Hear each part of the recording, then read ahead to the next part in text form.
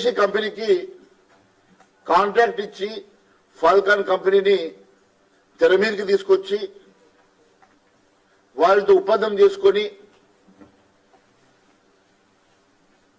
ఒక విదేశీ కంపెనీ తోటి ఈ ధరణి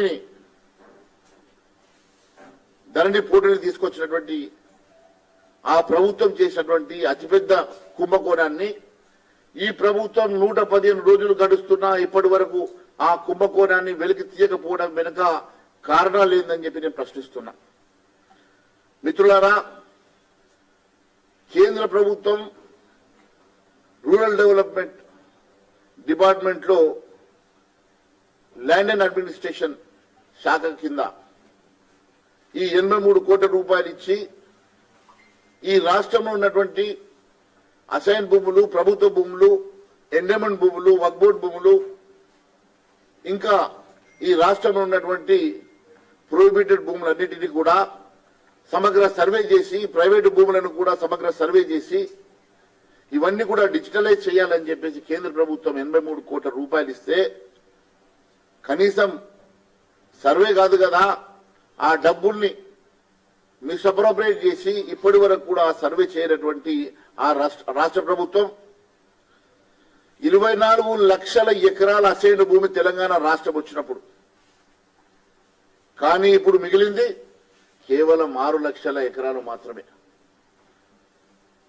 24 లక్షల ఎకరాలు ఆ రోజు అసైన్ భూములు అట్టడుగు బడుగు బలహీన వర్గాలకు, ఎస్సీ, బీసీ, ఎస్టీలకు ఇచ్చినటువంటి భూమి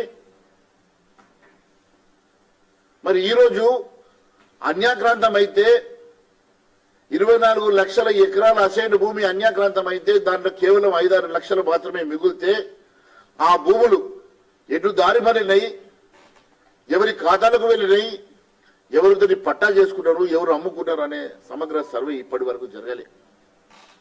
అంతేకాకుండా వైఎస్ రాజశేఖర రెడ్డి గారి సమయంలో కూడా దాదాపు 3.5 లక్షల భూమిని పేదలకు పంచినట్టుగా రికార్డులున్నాయి. అవి కాకుండా 1,30,000 ఎకరాలు భూదాన్ భూములు, 1 లక్ష ఎకరాల ఎండోమెంట్ భూములు. ఈరోజు 1 లక్ష ఎకరాల ఎండోమెంట్ భూమిలో కనీసం 40% భూములు కూడా ఈరోజు రికార్డులో కనపడతలేవంటే దాదాపు 60,000 ఎకరాల ఎండోమెంట్ భూమి మటుమాయమైపోయింది. మొన్ననే నేను రంగారెడ్డి జిల్లాకు వెళ్ళినప్పుడు చెప్పిన సీతారాంపూర్లోని 1100 ఎకరాల ఎండోమెంట్ భూమిని ప్రభుత్వం చేజేతులారా ఇండస్ట్రీస్లకు ఇచ్చి 10-20 లక్షలకు మాత్రమే ఇచ్చి తెర వెనుక కోట్ల రూపాయలు లావాదేవీలు చేసుకున్నారు. ఎండోమెంట్ భూమి ఈ రకంగా ఇచ్చే అధికారం మీకు ఉన్నదా? ఈ రకంగా ఎండోమెంట్ భూమి ఒక ధర్మానికి సంబంధించినటువంటి భూమిని మీ రకంగా చేయడం మంచి పద్ధతి అని చెప్పి నేను గతంలో అడిగిన. తెలంగాణ రాష్ట్రం వచ్చిన తర్వాత దీని మీద పెద్ద ఎత్తున సర్వే చేసి 4 రోజుల లోపల దీంట్లో ఇన్వాల్వ్ అయిన వాళ్ళని కటకటాల వెనుక పంపిస్తా అని చెప్పినటువంటి రేవంత్ రెడ్డి గారు ఈ రోజు 4 నెలలు గడుస్తున్నా, 115 రోజులు గడుస్తున్నా ఇప్పటి వరకు ధరణి మీద ఎందుకు మీరు సీరియస్ గా ఎంక్వైరీ చేయిస్తలేరని చెప్పి నేను ప్రశ్నిస్తున్నా. ఇది ఆషామాషి అంశం కాదు. 2 లక్షల కోట్ల కుంభకోణానికి సంబంధించినటువంటి అంశం. అట్టడుగు బడుగు బలహీన వర్గాలకు ఇచ్చినటువంటి అసైన్ భూములు లాక్కొని దాదాపు 20 లక్షల ఎకరాల భూమి ఈరోజు అన్యాక్రాంతమైంది. అంతేకాకుండా ప్రొహిబిటెడ్ లిస్ట్ లో 18 లక్షల ఎకరాల భూమి ఉన్నది. దాంట్లో ఎక్కువ మటుకు ప్రైవేటు వాళ్ళ భూములు బెదిరించి వారిని భయపెట్టి ప్రొహిబిటెడ్ లిస్ట్ లో పెట్టి మళ్ళీ వాళ్ళ దగ్గర నుంచి తక్కువ ధరలో తీసుకొని అమ్ముకునేటువంటి కార్యక్రమాలు కూడా చేశారు. చెరువు భూములు,